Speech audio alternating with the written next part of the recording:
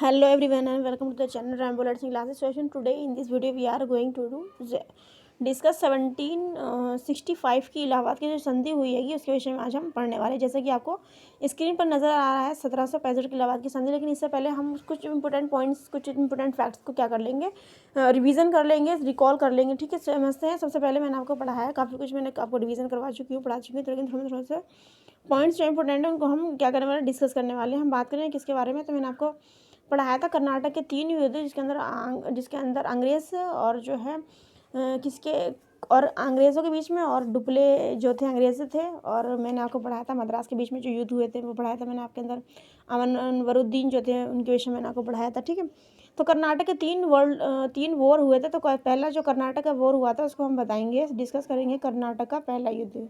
ठीक है, उसकी बात यदि कर ली जाए तो 1746 के लेकर 48 तक हमारा कर्नाटक का पहला वॉर चला था। ठीक है, उसके बाद मैंने आपको पढ़ा था एक्सला शैपेल की संधि हुई थी इसमें।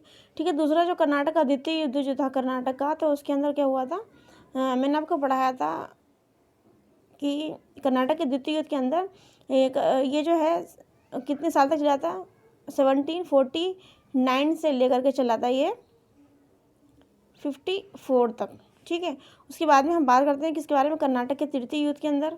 कर्नाटक के तृतीय युद्ध के अंदर, तो कर्नाटक के तृतीय युद्ध की यदि बात कर ली जाए, देखिए तीसरा डंडा नहीं हो पा रहा, ये देखिए, कर्नाटक के तृतीय युद्ध की यदि बात कर ली जाए तो कर्नाटक के तृतीय युद्ध जो हुआ था ये हुआ था आपका 1758 से लेकर के 63 तक। ठीक, तो हमने समझा कि, और इसके अंदर जो संधि हुई थी उस संधि का नाम है चंडीगढ़ की संधि। नहीं, चंडीगढ़ नहीं, पौंडीचेरी। हाँ, पौंडीचेरी। कौन संधि हुई थी? पौंडीचेरी की संधि हुई थी, जब जाकर के ये शांत हुआ था कर्नाटक का तृतीय युद्ध। पौंडीचेरी की संधि, पौंडीचेरी की क्या हुई थी संधि। ठीक, पौंडीचेरी की संधि हुई थी। और कर्नाटक का पहले ही जो युद्ध हुआ था 1746 के लेकर 48 तक चला था, 2 साल तक। इसके अंदर संधि जो हुई थी उस संधि का जो क्या नाम था, मैंने आपको बताया एक्सला शापेल की संधि।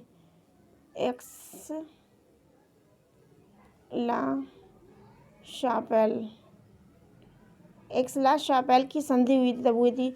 और जो द्वितीय कर्नाटक का युद्ध है, देखिए दोबारा से मैं आपको समझा के चलूँगी, साथ के साथ देखिए क्या लिखा हुआ है। हमने पढ़ा भी किसके विषय में, कर्नाटक का प्रथम युद्ध। तो कर्नाटक के प्रथम युद्ध में हमने समझा किसके विषय में कि कर्नाटक का पहला युद्ध हुआ था 1746 से लेकर 48 तक हुआ। ठीक है, 46 से लेकर 48 तक हुआ। इसके अंदर संधि हुई जिसका नाम था एक्सला शापेल की संधि हुई, तब जाकर युद्ध शांत हुआ। उसके बाद में कर्नाटक का द्वितीय युद्ध 1749 से लेकर 54 तक रहा ये। ठीक है, करीब ये 4-5 साल तक चला। तो आपको बताना है कि ये जो कर्नाटक का द्वितीय युद्ध हुआ था इसमें संधि कौन सी हुई थी, इस संधि को आपको बताना है। ठीक है, मैं यहाँ पे बता दे रही हूँ आपको, क्वेश्चन मार्क लगा दिया। कर्नाटक का द्वितीय युद्ध समाप्त हुआ था 1749 से 54 तक चला था। तो 54 में जो हुआ था 1754 में, तो कौन सी संधि के बिहेव पर जो है कर्नाटक का द्वितीय समाप्त हुआ। कर्नाटक का तृतीय युद्ध जो है कब तक रहा था, 1758 से लेकर 1763 तक चला। 1758 से लेकर ये चला 1763 तक। तो इसको कहते हैं पांडिचेरी की संधि हुई, जिसके बाद में समाप्त हो गया। उसके बाद में हमने किसको समझा था, समझेंगे, मैंने आपको पढ़ाया था इसके बाद में प्लासी का युद्ध। क्या पढ़ाया था मैंने आपको, देखिए एक बार, मैंने आपको पढ़ाया था प्लासी का युद्ध। देखिए एक बार, प्लासी का युद्ध पूछा जाता कब हुआ था, कब हुआ था। तो ये हुआ था 22 जून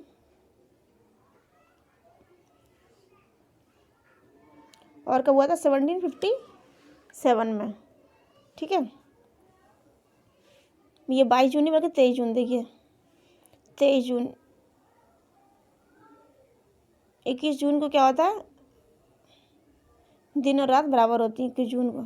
ठीक है, और 23 जून में ये जो है क्या हुआ था, एक बार, 23 जून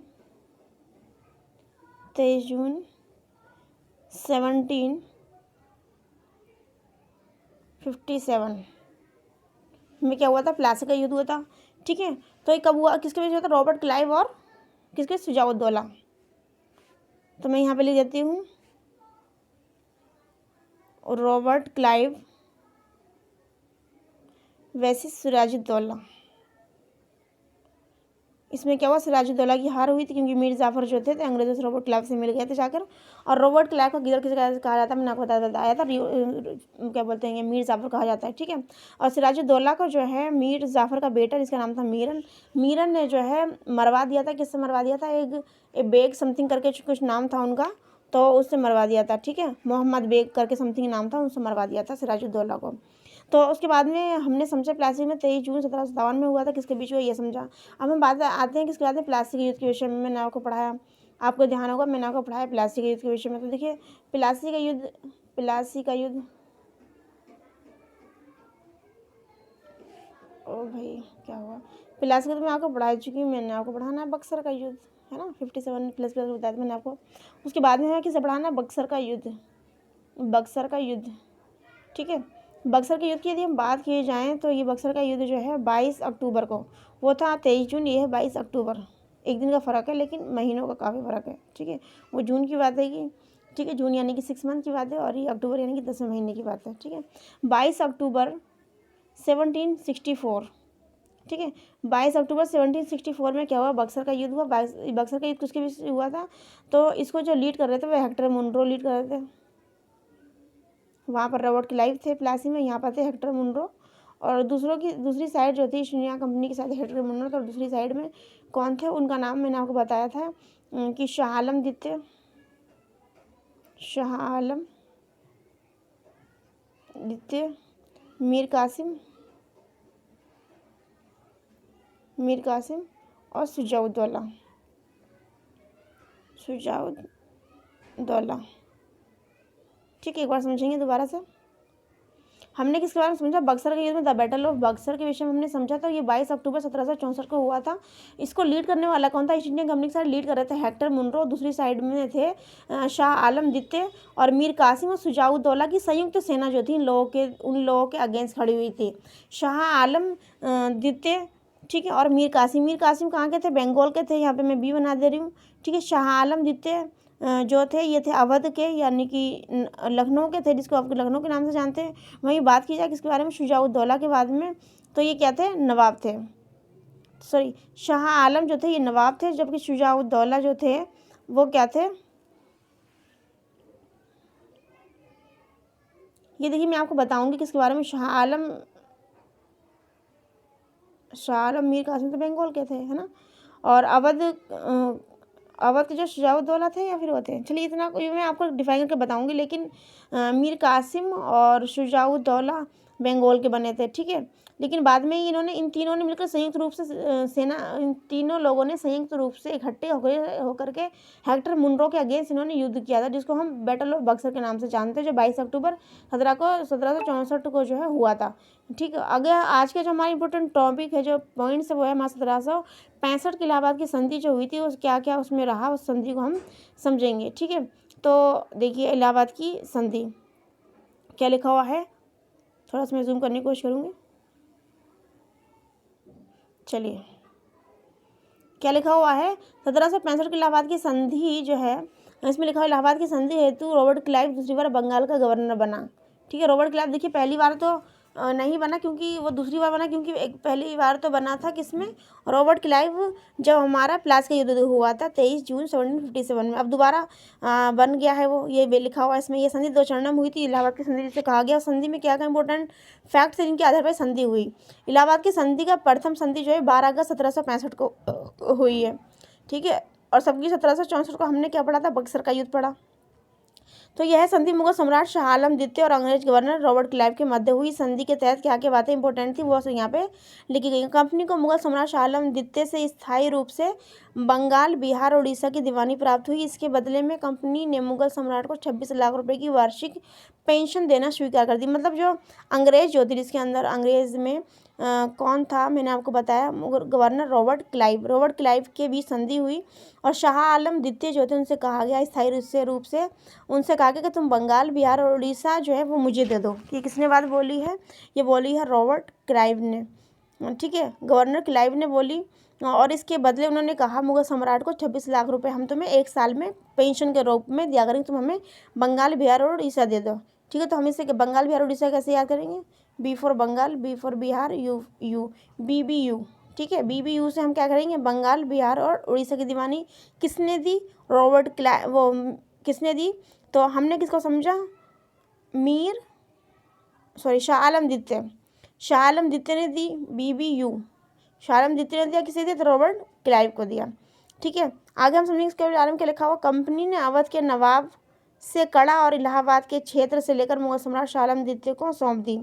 कंपनी ने यानी कि ईस्ट इंडिया कंपनी ने अवध के नवाब से कड़ा और इलाहाबाद के क्षेत्र लेकर, मतलब इलाहाबाद का जो एरिया था और ये कड़ा नाम की कोई जगह है, नवाब से कड़ा और इलाहाबाद के क्षेत्र लेकर मुगल सम्राट शाह आलम द्वितीय को सौंप दिया। मतलब कंपनी ने अवध, मतलब लखनऊ की जो जगह थी वो लेकर के शाह आलम द्वितीय को दे दी, और जो बिहार, जो कि हमारा पूर्वी क्षेत्र के जो पड़ने वाले एरियाज़ हैं उनको ले लिया। किसने ले लिया, तो रॉबर्ट क्लाइव ने ले लिया। किससे ले लिया, तो शाह आलम द्वितीय से ले लिया। ठीक है, आगे क्या लिखा हुआ, इलाहाबाद की द्वितीय संधि कब हुई, तो 16 अगस्त में हुई और ये 12 अगस्त में हुई। ठीक है, सिर्फ यहाँ पे 4 दिन के फ़र्क की बात कही गई है। फिर इलाहाबाद दूसरी संधि हुई तो उसमें क्या क्या इंपॉर्टेंट चीज़ रखेंगे, 16 अगस्त 1765 में हुई, ये भी 1765 में हुई, 12 अगस्त 1765 पहली संधि, दूसरी संधि जो हुई 16 अगस्त 1765 में हुई। यह संधि क्लाइव और अवध के नवाब शुजाउद्दौला के मध्य संपन्न हुई। इससे पहले भी शुजाउद्दौला रॉबर्ट क्लाइव की भी संधि हुई, दूसरी भी है, पहली भी। इलाहाबाद और कड़ा को छोड़कर अवध का शेष क्षेत्र नवाब को वापस कर दिया गया। अब लखनऊ और जो कड़ा नाम की जगह है उसको छोड़कर जो सारी जगह जो है इलाहाबाद और कड़ा को छोड़कर अवध का शेष क्षेत्र, मतलब लखनऊ का जो एरिया है वो शुजाउद्दौला को दे दिया गया। अवध के नवाब द्वारा हार जाने के रूप में, युद्ध हार जाने के रूप में कंपनी को 50 लाख रुपए दिए जाने की बात स्वीकार की गई।